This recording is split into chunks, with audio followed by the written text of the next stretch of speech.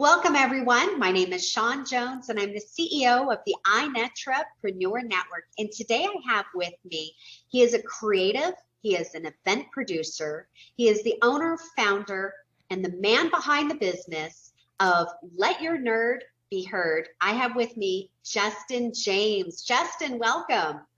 Thank you, Sean. I always love sitting down and chatting with you. It's always a pleasure because I feel like every time we come together, I always learn a little bit more about who Justin is. And as you know, I love to get to know the person behind the business. And our community and those that follow us, they love to get to know the person. So before we dive into Let Your Nerd Be Heard, which is probably one of the most unique business names out there, tell us a little bit about who Justin is. I always love that question because then I get to actually talk about things that aren't business. Get to talk about drums, which you can see in my background. Been a drummer for like 30 years, played in everything from 60s and 70s Motown cover bands to original punk metal music and kind of everything in between there. Got started in computers like 30 years ago, but I didn't grow up with computers. Here's what everyone thinks. I must have had all the computers in the 80s. I actually didn't have my first computer until the 90s. Like, I didn't grow up with any of that stuff, but I love all things tech, all things drums, just get to hang out and do that. And the thing I'm most proud of these days has absolutely nothing to do with me and 100% to do with my daughter, who is getting ready to go off to NAU for college. And super, super proud of her for getting into that and super excited to watch her on her journey actually to become a surgeon. That you're going to have to give her a big high five from Robert and I. I mean, what a great accomplishment. And it's always, it's kind of bittersweet to see your child go off and start their lives, but it's so beautiful. What a wonderful time. So please give her our best for that. So Justin, you touched on that you are a tech person. You're also a speaker, you've written books, but you have Let Your Nerd Be Heard. What is your company about? Yeah, so originally the company was started around public speaking and started in the tech world, helping all of these programmers that I knew that had amazing messages to share, but were struggling to figure out how do they get on stage? How do they share their stories? How do they get people engaged? They had all these things they wanted to do, but they were being held back by not knowing how. Oh, and I was in that same spot. I was 16 years into my tech career and wondered, how do I get on those stages? Just how do I give those talks that I'd always shied away from as the introvert? Everyone always thinks I must be a bit of an extrovert. I'm 100% introvert that can get on stage now, tell stories, but I didn't know how initially. And so I founded the company for that. And then we've grown from just doing that into now putting on virtual events, doing strategies for our clients, helping them figure out how do they put on their virtual events? How do they market them? How do they design them? And how do we actually produce those events? You know, with everything turning to online, I mean, we started seeing the increase of online meetings, webinars, events, a few years ago, but it hasn't really been until the last 2 to 3 years where a lot of businesses or companies, they've taken their in-person models and turned them to an online, and they're finding even better, larger value because they're able to help more people on a grander scale. And us ourselves running a company that's also online, I know what goes into trying to produce an event that is stimulating to the audience, engaging, and keeps people awake. Let's face it, that is not easy. But Let Your Nerd Be Heard, you come in and you help. You actually make what that event is supposed to be grand, and that's all you and what you do with your team. Yeah, and you're right, events have taken off, especially the virtual event model. It's always been there. We've had the technology to do it for about 10 years now, and do it on a good scale, but there was this fear before we got pushed into, I have no option besides close my business or go virtual. So people went virtual and realized, oh, I can actually do this. I can attract my right fit clients. They will actually show up and sit in front of the camera and actually listen to me, and they'll engage. It won't just be me talking at people. They'll be talking with me. They'll be asking me questions, and we're seeing people make way bigger impacts, and they're making way more money in their business at a fraction of the cost, a fraction of the risk. You know, it's risky when you do an in-person event, even before the times we're in now. You'd have hotel costs. You'd have wonders of, are people going to sign up? I had to sign my hotel contract in here. I had to say I'm going to have X number of rooms in my contract. I had to potentially fly my team, and I had to rent equipment. You had to set all that up, and then you had to hope, are people going to actually show up? Just because they buy a ticket doesn't mean they're going to actually show up. And so you have all this money into it before you even get there. Virtual events are a fraction of that overall cost to put on, and you're still making the same amount of money at the end of the day. And in a lot of cases, way more money, because now you're attracting a way bigger audience. All these people that wouldn't fly in for a 1 day, 2 day, 3 day event, now they can actually sit online from their house, get all of that same feeling that they would get for the in-person, and they're actually joining people's programs that they could have never, ever even thought about or even knew about before, because they wouldn't be able to travel around the world to your city for just a day or two. Now they can actually travel to where you're at through virtual events. You know, I can't tell you how many times I've spoken to somebody who has a company and they go, oh, I'm going to run the back end of my online event. Oh, it's easy. Until they actually do it themselves. And I always love to stay positive, but the reality is there's a lot that goes into running an online event. What are some common hiccups or some common things that your clients come to you when they realize I can't run my own event myself? Why do they come to you? Yeah, so that's a fantastic question. And I hear a lot of that same thing too.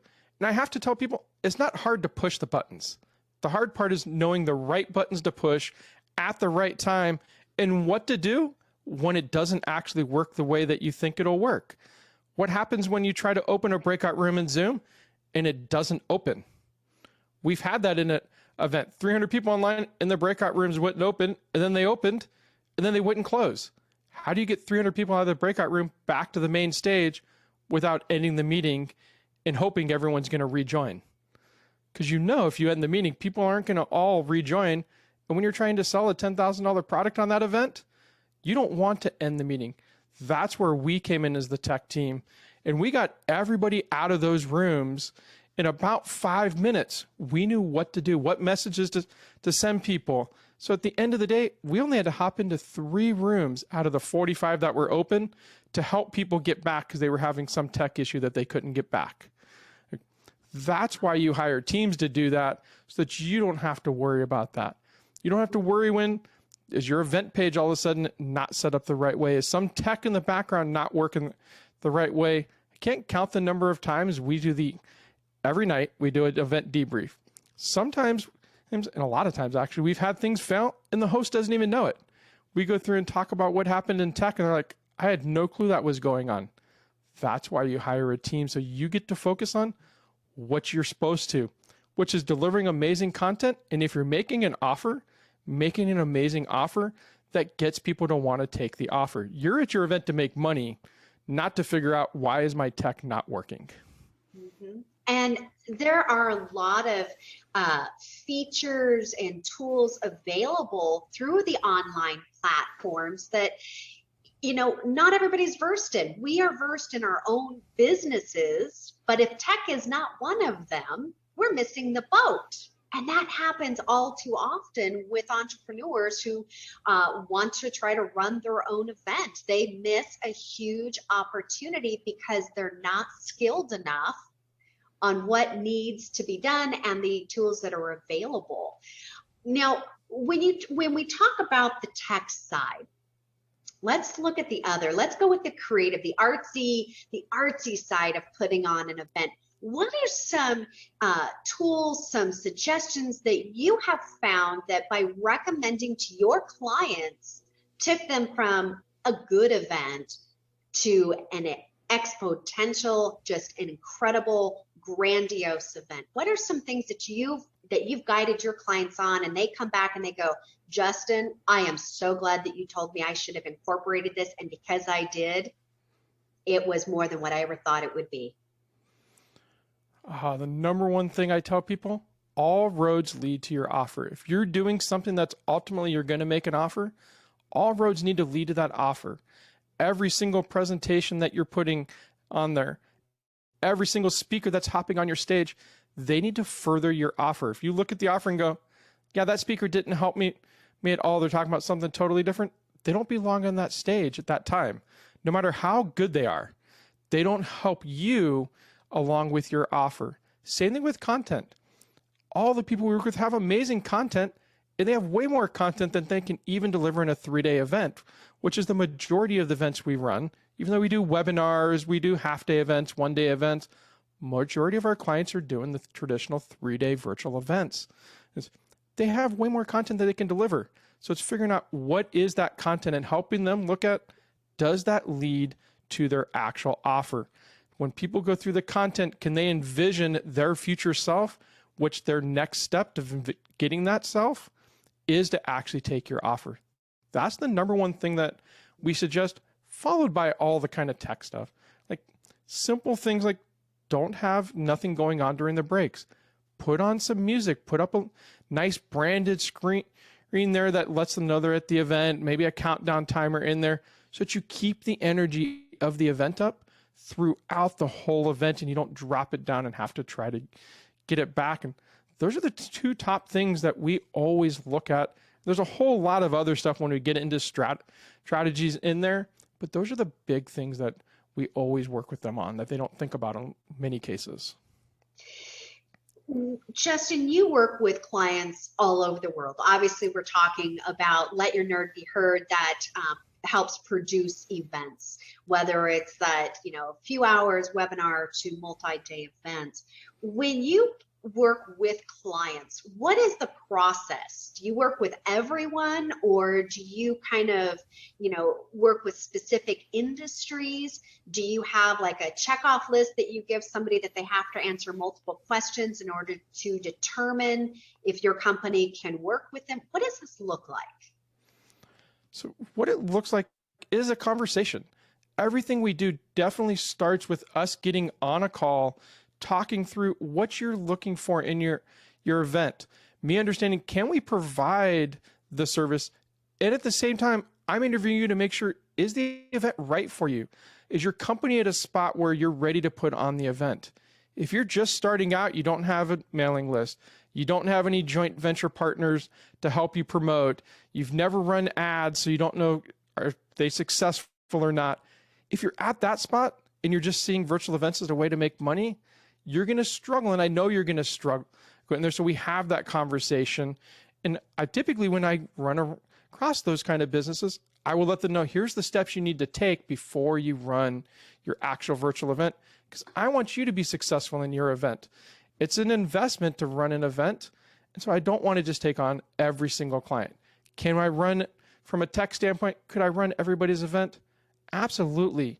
But we've got to make sure the event is going to match what your actual needs are and that we can actually remotely produce it. We do 100% remote production for all of our events. And it's in there. And so that's some stuff that we'll talk about of what do you need? Look, if you want a whole stage design setup, we're probably not the team potentially for you. If you want to do an in-person event, we're not doing any in-person events at all. We are 100% focused on the virtual space and virtual space only in there. So we just have all of those conversations, figure out what do you need in there, and do we have the services that can actually do it?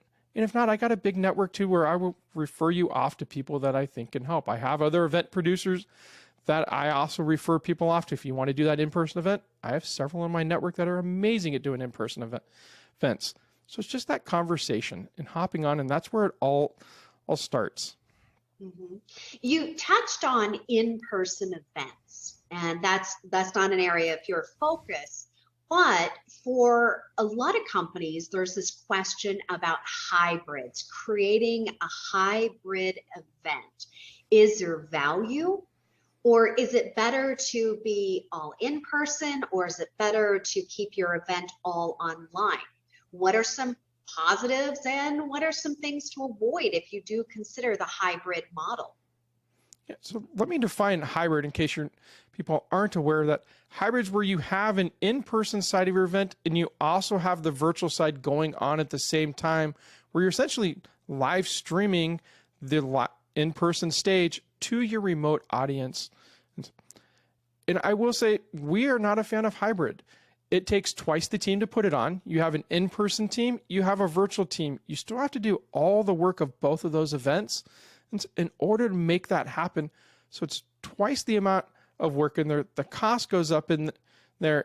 And at the end of the day, the cost benefit doesn't outweigh just doing fully virtual or fully in-person events. And in the hybrid space, technology still hasn't quite caught up there. We haven't quite caught up of how do you actually not leave one audience behind? If you're focused on the people that are in person, well, now the people that are virtual, they feel left out. If you go focus on the virtual people, the in-person people feel left out. Even simple things like I've seen an event where they had a camera showing the in-person and they got to do some in-room networking during the break and they left the camera there, and then people online all felt like they were missing out on something. They're like, all we're getting to listen to is some music and seeing the room move around and network. And so now your online audience is feeling like they're missing something. They're not getting the same experience out of the event. They're not building up community in there. Because community is one of the big things that gets people to buy. People typically buy for accountability, community, and enhanced opportunities to actually work with you on a bigger scale. And if you leave out the community, they feel like they're not getting it, it's so much harder to get them to stay. So much harder to get them to have that experience you want them to have. So go one way or the other, either in person or virtual. I prefer virtual. It's cheaper. It provides more impact. You can reach a much wider audience in there. And it's way easier to actually put on a virtual event than an in-person event. Absolutely. Well, Justin, I appreciate everything that you do for your clients, because I have seen you work with clients that, they were wanting to take themselves to the next level, and you made that happen for them, as well as you work with some really high profile individuals that their events 3, 4, 5 days long, and you help give the audience an experience like none other. So Justin, thank you so much. How can somebody get in contact with you, maybe schedule that discovery call, find out more about Let Your Nerd Be Heard? The best thing to do is actually go to my website, letyournerdbeheard.com, click on the Contact Us page. Fill out a couple of fields like first name, last name, and what you're looking for, and I will get back to you. I personally answer all of those emails. Wonderful. Justin, thank you so much for being here today and sharing your company, Let Your Nerd Be Heard. Thank you, Sean. It's been a pleasure. For those of you who have just watched and listened and learned a little something from Justin, the owner of Let Your Nerd Be Heard, he will be one of the speakers at the upcoming Art of Connection Global Summit. It's an online event. Yes, and Let Your Nerd Be Heard will be working the back end and making sure that it is a smooth and easy event to attend, full of information and education. If you would like to learn more from Justin, experience one of his many workshops that he will be personally hosting during the event, you can get your ticket at artofconnectionsummit.com.